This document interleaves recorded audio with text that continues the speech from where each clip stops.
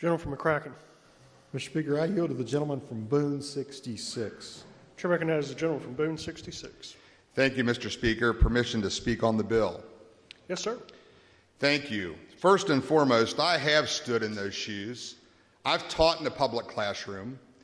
I've been in education for 30 years. The son of two parents that are educators, the father of three daughters who are in education, and somebody who has tirelessly advocated for teachers during my career. So to say that this is against teachers is just a false narrative. What this body needs to know is that the JCTA, the KASS, and the Kentucky Department of Education asked the governor not to veto this bill. And instead,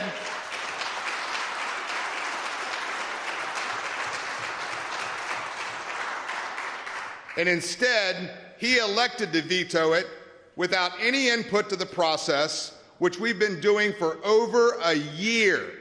Over a year. So when people on this floor stand up and say we've excluded people, we've excluded no one.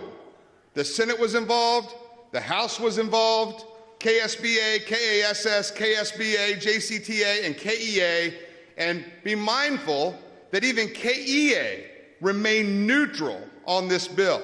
Now you say it requires teachers to work longer. You should know in the consensus of the discussion that we had, it was considered a mistake when it went from 30 years to 27 years.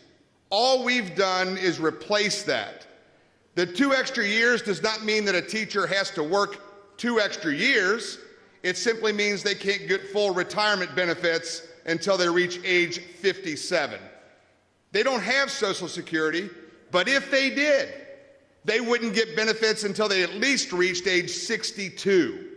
So for the governor to veto this without any input or any communication with this group whatsoever is an insult.